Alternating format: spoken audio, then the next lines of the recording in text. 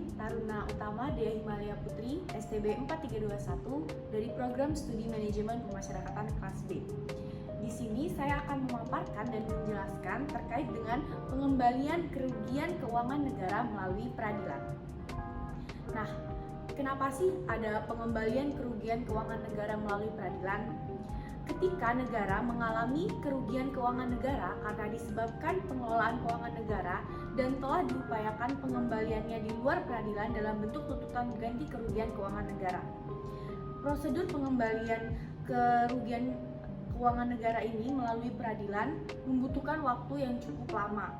Berbeda dengan prosedur pengembalian kerugian negara tanpa melalui peradilan yang cepat penyelesaiannya karena tidak menggunakan prosedur yang bersifat kaku.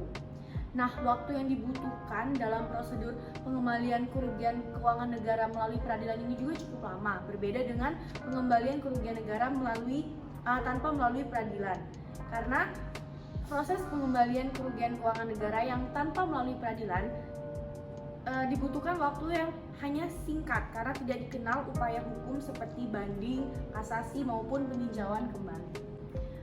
Proses dari tuntutan ganti kerugian keuangan negara melalui peradilan ini dilakukan apabila tuntutan ganti kerugian keuangan negara ternyata tidak berhasil.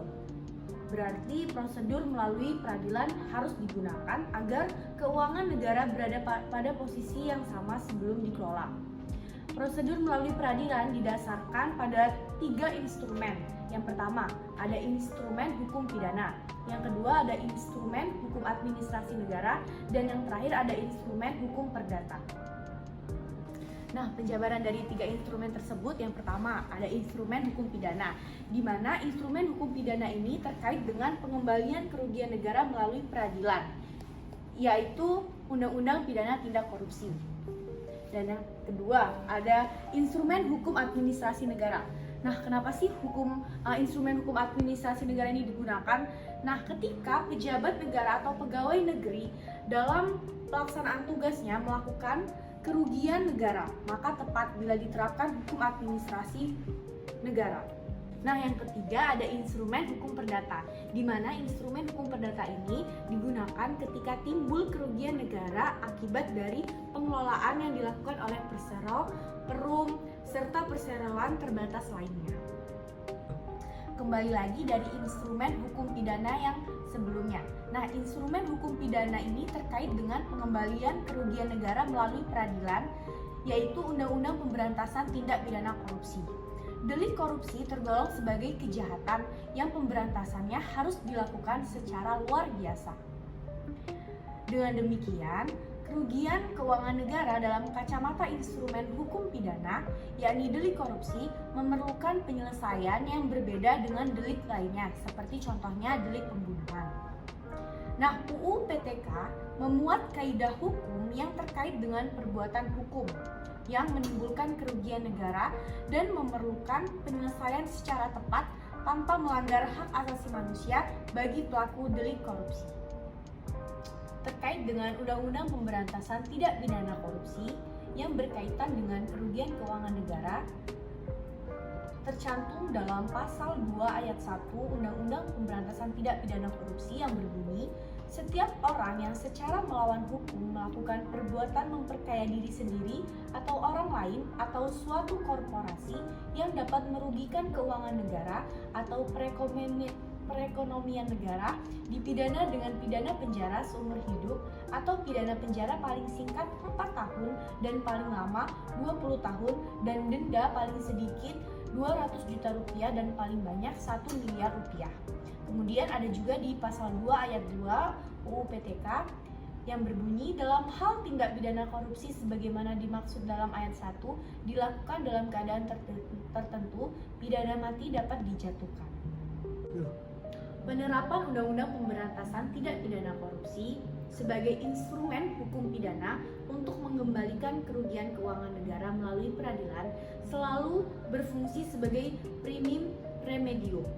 Pengembalian kerugian keuangan negara yang dilakukan pejabat negara, bendahara, pegawai negeri bukan bendahara atau pejabat lain dalam proses peradilan bukan merupakan sanksi atau hukuman, melainkan kewajiban yang harus dilaksanakan. digunakan agar keuangan negara tetap berada dalam keadaan semula.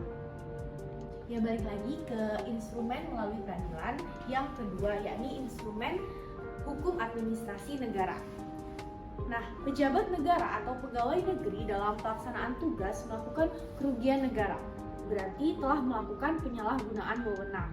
Berdasarkan penggunaan instrumen hukum administrasi, bila terjadi kerugian negara yang dilakukan oleh pejabat negara atau pegawai negara, tidak boleh digunakan pertanggungjawaban pidana, kecuali dalam pelaksanaan wewenang terdapat upaya untuk memperkaya diri sendiri, orang lain, atau korporasi, boleh diterapkan pertanggungjawaban pribadi yang berujung pada pertanggungjawaban pidana. Instrumen yang terakhir yakni instrumen hukum perdata. Nah, instrumen hukum perdata ini ada ketika timbul kerugian negara akibat dari pengelolaan yang dilakukan oleh persero dan perum serta perseroan terbatas lainnya. Negara dapat berupaya untuk mengembalikan kerugian keuangan negara tersebut. Dalam upaya pengembalian kerugian negara melalui peradilan, berarti negara harus menempuh penyelesaian berdasarkan instrumen hukum perdata, termasuk hukum acara perdata. Pengertian keuangan negara dalam hukum perdata terkait dengan pengelolaan kekayaan negara yang dipisahkan adalah kekayaan negara yang berasal dari anggaran pendapatan dan belanja negara untuk dijadikan penyertaan modal negara pada persero, perusahaan umum atau perseroan terbatas lainnya. Untuk lebih memahami, hal ini diharapkan mendalami Undang-Undang Nomor 19 Tahun 2003 tentang Badan Usaha Milik Negara dan Undang-Undang Perseroan Terbatas. Dengan demikian, negara bertindak selaku pihak penggugat terhadap persero, perusahaan umum atau perseroan terbatas lainnya yang menimbulkan kerugian terhadap keuangan negara dalam kedudukan sepelaku pihak tergugat. Tidak dapat disangkali bahwa penggunaan instrumen hukum perdata masih kurang diterapkan dalam upaya pengembalian kerugian keuangan negara melalui peradilan. Hal ini membutuhkan pengkajian secara mendalam faktor-faktor yang merupakan kendala dalam penerapannya. Sebenarnya, instrumen hukum perdata dalam upaya pengembalian kerugian keuangan negara melalui peradilan tidak bersifat mendidik bagi pengelola keuangan negara yang melakukan kerugian keuangan negara, karena tidak ada upaya paksa yang boleh diterapkan kecuali dicantumkan conservatoire des legs dalam surat gugatan termasuk. Pengembalian kerugian negara melalui peradilan boleh dilakukan bersamaan dengan pengembalian kerugian keuangan negara di luar peradilan. Hal ini didasarkan dengan pertimbangan hukum, yakni ada 3. Yang pertama, pengembalian kerugian negara melalui peradilan dengan pengembalian kerugian negara di luar peradilan memiliki prosedur yang berbeda.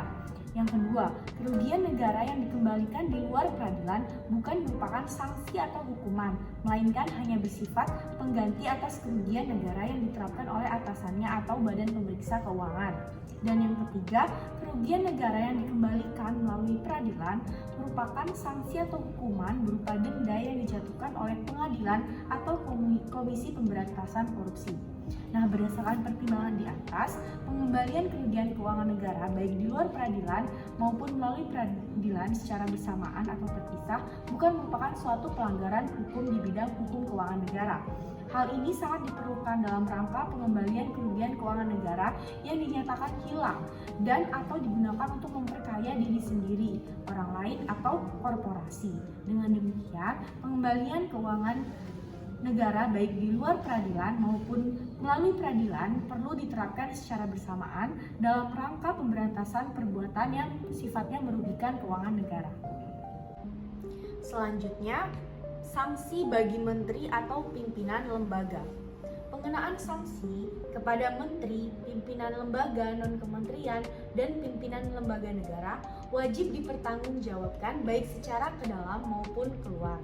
Selain sanksi administratif, dikenakan pula sanksi berupa hukuman pokok dan hukuman tambahan kepada menteri, pimpinan lembaga non-kementerian, dan pimpinan lembaga negara.